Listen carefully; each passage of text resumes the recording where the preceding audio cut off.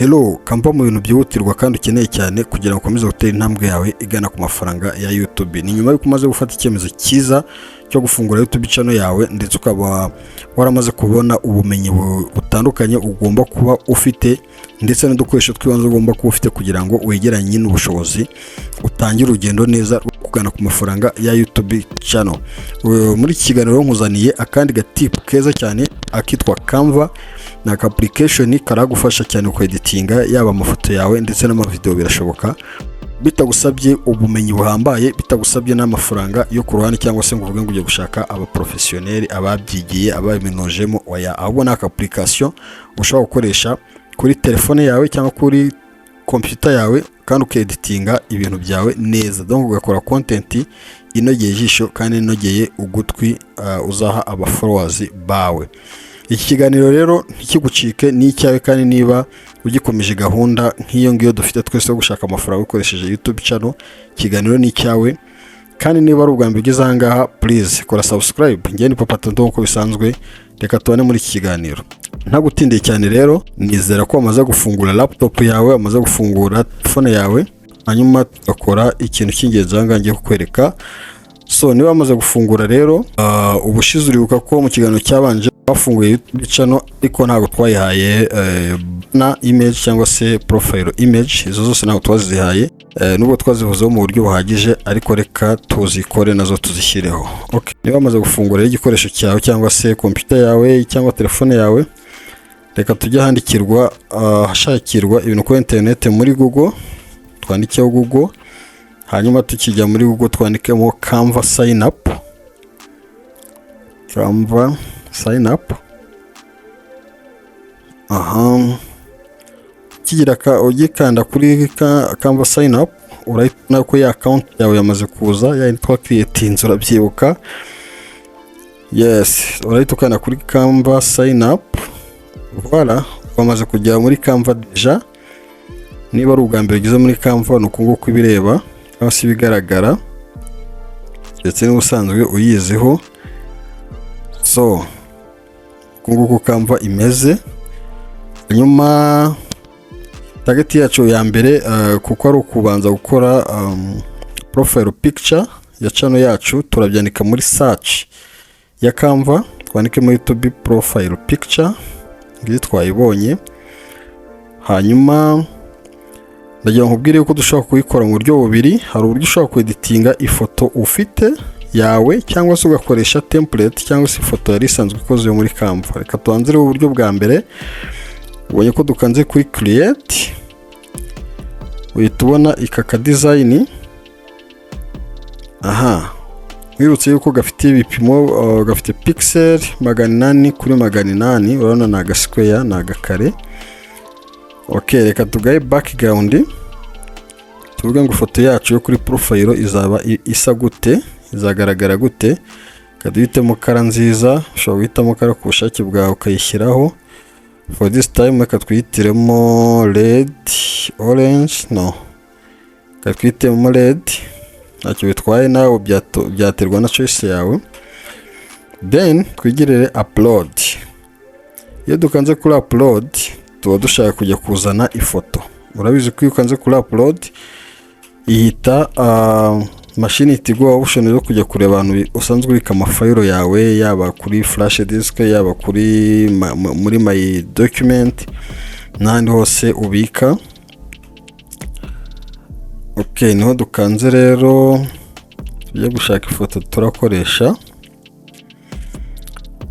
Ikindi nakubwira Canva ni nk'izindi application. Iyo uheruka gukora document cyangwa se ari projet ukagukoreraho, ishobora guhitizana hafi.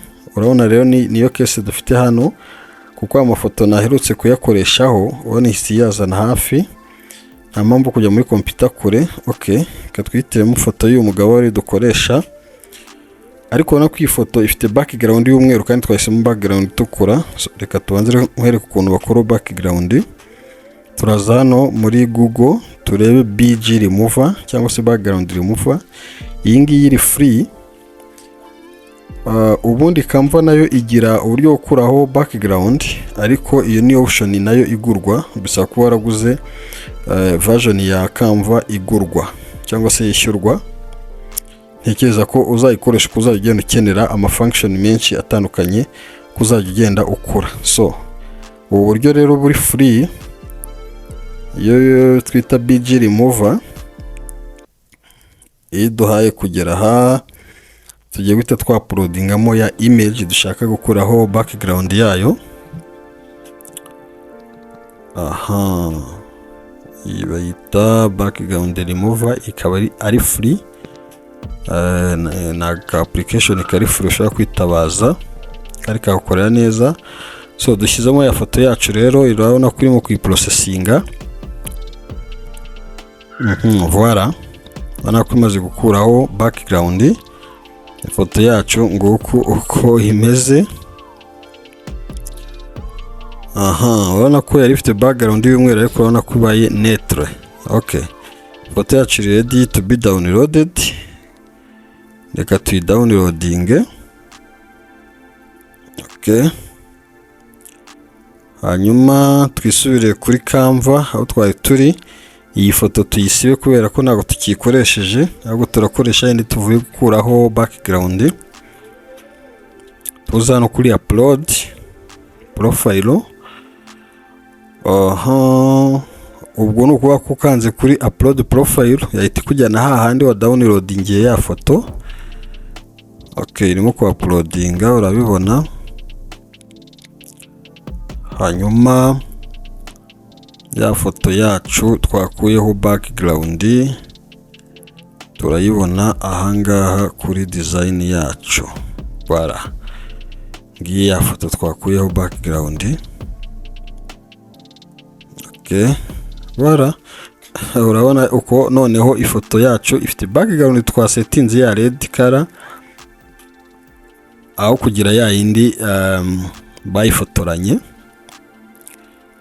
Voilà, nguko uko ifoto yacu imeze. Ushobora kuyadjustinga ukayinganisha n'iriya design ukoresheje utu tudomo turi mu mpande z'ifoto. Ushobora kanda hano kuri edit ukaza ukareba ni igiki. En fait utuntu twose no turyoshya ifoto. Ushobora kuza hano kuri shadows, ubona bitewe nako uhisemo cyangwa ko ukunze, urabona ko ushobora gukora ifoto yawe. Ubundi bikorwa n'ama application, hari andi ma software ahambaye za Photoshop n'andi menshi y'aba professionnel, ariko akankumenera ibanga yuko aka ka software ka Canva karakora ibintu bikomeye cyane ku buryo udashobora kwitandukanya n'ibyakozwe n'izo programu nini cyane z'abantu basanzwe bakora ibyo bintu byo kweditinga. Okay, urabona ko ushobora guhindura amakarazi y'ifoto yawe n'utuntu twinshi ushobora gukora ku ifoto yawe ukoresheje izi mini ziri ahangaha. Voilà, cyangwa ugomba kwita no kuza kuri edit. Niba ari ikintu ugiye guhindura kuri iyo foto, urumva ko ugomba kubanza kuri edit, niho ruba ruzingiye. Outline, drop, glow. Ushobora guhindura iyi kara. Nta muntu usa gutya ariko. Okay, just no kukwereka possibilities zihari. Kukwereka possibilities zihari. Okay, urako mu by'ukuri ifoto yacu ishobora kugira isura wowe ushaka kuyiha. Ikindi twayikoraho ni iki, ushobora kuyigira noir blanc, ushobora kuyigira byandi bita black and white.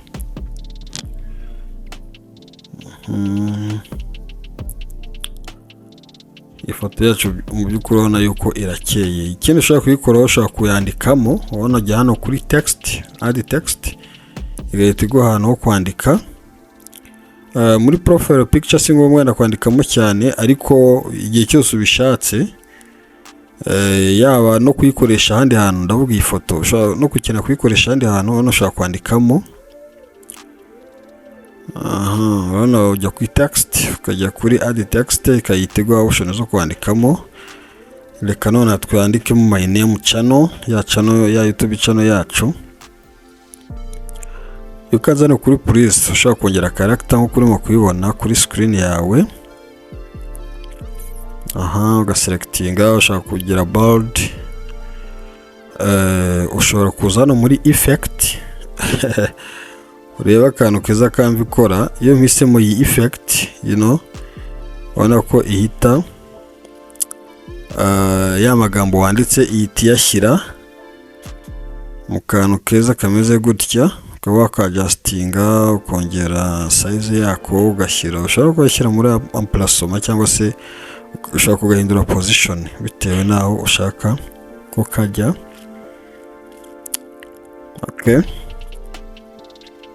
Ifoto yacu nguko uko imeze. Nagira nkubwire yuko iyi kambi ishobora gukora ibintu biruta ibingibi turimo gukora. Ubu none turimo kureba ukuntu ihindura amafoto, ariko nagira nkubwire ko ishobora gukora ibintu byinshi cyane nkuko uzagenda wenda ubimenya. Ifoto yacu rero urabona yuko mu by'ukuri iri ready yo gukoreshwa. Reka tuzana kuri share. Ushaka kuyidownloading uza kuri share ugakana kuri download. Urabona ifoto ushobora kuyidownloadinga cyangwa kuyisavinga muri format zitandukanye.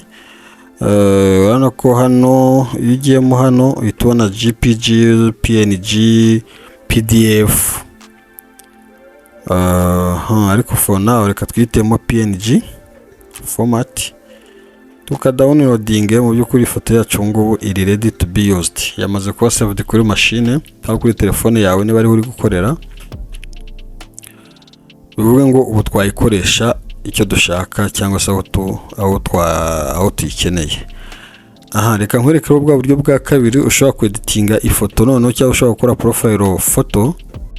Reka nkwereke uburyo noneho ushobora gukora editing ukoresheje template. Ni ukuvuga ngo ukoresheje ifoto isanzwe iri muri Canva, ahubwo ukayikora customization cyangwa se ukaba ari uyihindura kujya gukoresha ifoto yawe ntabwo iriya tumaze gukora. So nabundi uragaruka muri Canva yawe wandike mu YouTube channel profile picture.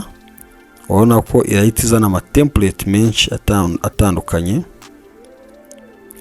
Icyo nakubwira kuko iyi ari version itishyura, ndavuga version ya Canva, urabona utu profile twose turiho utugofero tw'abami ziba zikubwira ko utayikoresha utishyuye. So ni byiza kwihitiramo itagafite mu gihe utishyuye. So niba twihitiyemo akangaka rero reka twikore customization. Gusa nako ako duhisemo nyako gafite ka kagofero ntabwo buriya kari bwemere kuba printed cyangwa se kuba saved, ariko nikatubuza kukigiraho. Ya foto turayisiba twizanira ifoto yacu. Niyo mpamvu nyine byitwa customization. Ukuvuga ngo buri mukiriya cyangwa se buri mu user ashobora gufata iyi template akayikoresha ibyo ashaka. So ikintu nakubwira kibanga utazi, wani nyuma y'uwo mugabo handitsemo ijambo Canva urimo kuribona. Rero Canva ntushobora kuyikura utishyuye. Igihe ukoresheje free version kariya karogo kagomba kuzaho.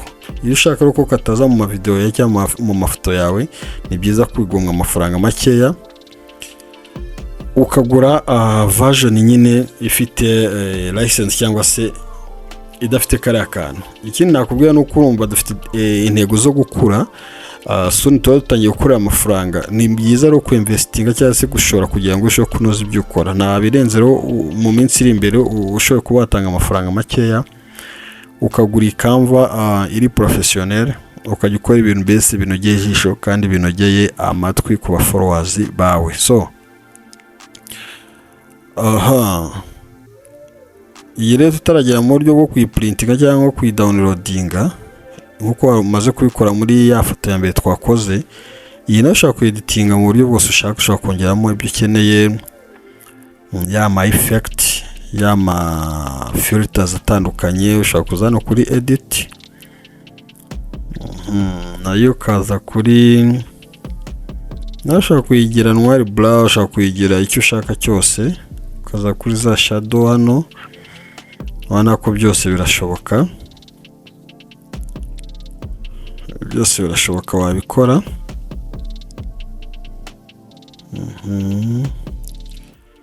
Wahitamo icyo ushaka hano. okay, ifoto yawe ukayiprinting. Urabona rero icyo ngiye kwereka nuko kubera ya version ya Canva itari free, urabona iyo ukanze hano kuri share ukaza kuri download, urabona ko ihita ikubwira ngo try Canva Pro for free. Ihita kwereka yuko nyine your design contains premium content, no kuba yuko iyi design ntabwo ushobora kuyimprima ngo bikunde kuko ikenera kuba yarishyuye.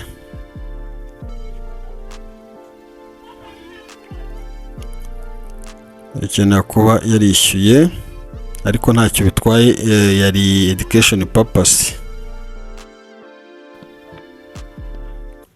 Reka rero twihuse twikorere indi step ya nyuma yo gukora YouTube channel banner. Nubundi wazana muri Canva ujya muri search yayo wandike muri YouTube channel banner. Ikiza cyo gukora gutya iguha ama size, iguha ama template yabugenewe. Urabona ko ihita iguha ama banner menshi atandukanye, nayo ibyiza urebamo ya template itishyurwa mu gihe nyine uzi ko utari wajya kuri version iri pro. Kubera amahitamo yawe ureba nawe iyo wahitamo. Reka dufatanye duhitemo akahe nonaha. Reka twihitiremo akahe.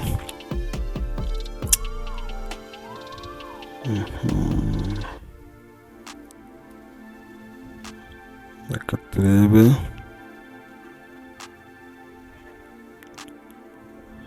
Okay, iyi ngiyi duhisemo, iyi nayo irishyura. Reka twifatira akangaka, ndabona kari free. Daily vlogger, tugire customization. Daily vlogger reka tuyikuremo ahubwo twishyiremo ya channel name yacu, my name channel. Okay, ushobora kuyihindura uko ushaka, ushaka kuyigira nini, ushaka kuyigira ntoya,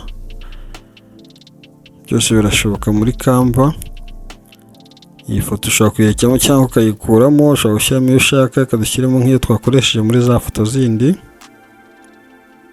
Yashyiramo center, urabona ko banita iyi sizinga aka ntabwo tugakeneye, gusa ushobora kongeramo ibindi bintu ushaka. Ushobora kongeramo amafoto ajyanye n'ibyo ukora, ushobora kongeramo andi magambo.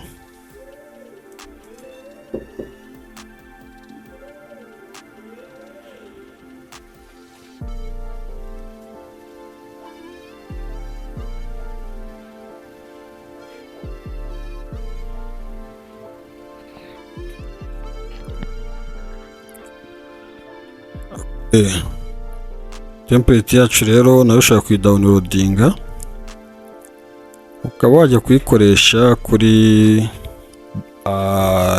banner yawe cyangwa se kuri YouTube channel banner yawe, kuko nayo iri ready. So ndumva rero so far ushaka kwikorera YouTube channel banner yawe, ushaka kwikorera profile picture yawe ukoresheje Canva.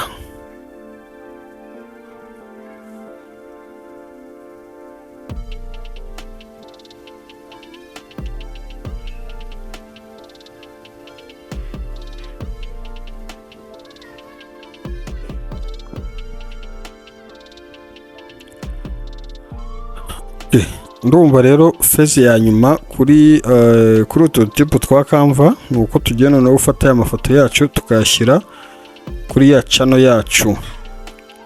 Nubundi urajya kuri YouTube, urajya kuri buy address ushyiramo ya youtube.com. ubona ukishyiramo urabona ko ya account name yawe yamaze kuza, ya indi wa creatinze of course ukoresheje email yawe.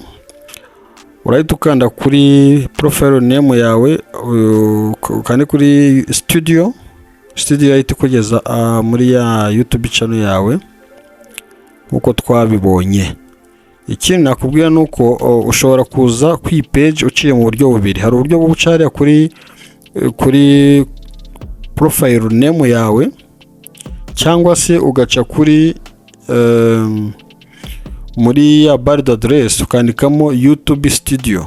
Icyo gihe iyo uri muri account yawe n'ubundi ihita kuzana kuri iyi page yawe. Okay, ahangaha urabona ko ujya kuri YouTube studio n'ubundi. Nibyo rero dukoze, ushaka guhitamo ikikoroheye ukahita rero uza kuri customization. Iyo uje kuri customization urabona uhita ubona ya mafoto twasizeho ari by default ya YouTube. Uraza uze hano kuri profile picture nk'uko urimo kuyibona. Ikintu tugiye gukora, tugiye guca kuri upload. Nukanda kuri upload urahita ubona hari ya mafoto twatunganyije, then uhitemo profile picture yawe ugire done. Once you click kuri done, urabona ko yahise ijyaho mu by'ukuri. Yes, yahise ijyaho, igira cycle, niyo shape ya profile kuri YouTube channel ikora. Uhita wiza hano no kuri banner. Aha, nuza muri banner urahita ugira upload, nabwo urebe ushaka gukoresha iyi twa creatinze mbere cyazo any kind. Upfa kuba wayikoreye muri Canva wamaze kuyitunganya uko ushaka ukayidownloadinga.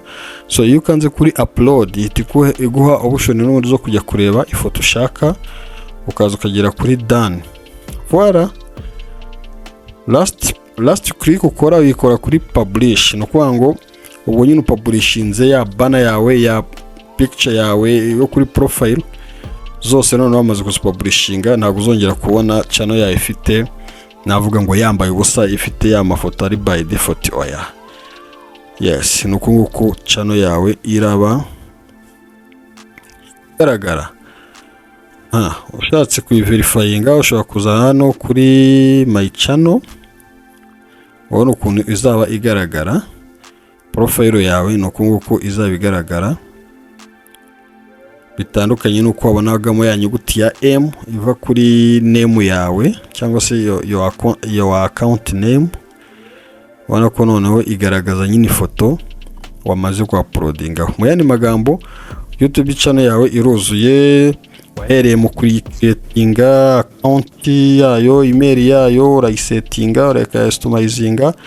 So last step wamaze noneho gushyiraho amafoto yose channel yawe mu by'ukuri iruzuye, imeze neza. Aha, ntago nshidikanya rero yuko ubu none ugeze kuri step, ntago nshidikanya noneho ko ugeze kuri step yuko watangira gukora ama video, ukauploadinga ama video. Ndaje nkomeze ngiye nguha utundi tip dufatanye dutarana imbaraga turushe kugera ku ntego yacu, natwe kuba twashyikira ku mafaranga ya YouTube channel. Genda Papa Toto uko nabikubwiraga. Please ntuve ku Marebe y'u Rwanda TV. Ni wowe wakoze subscribe, ndagushimiye. Ariko niba nawe utarayikora, this your time, utazagira ikintu umisinga ahangaha. Urakoze cyane rero, reka tuhure mu biganiro by'utaha. Ciao ciao.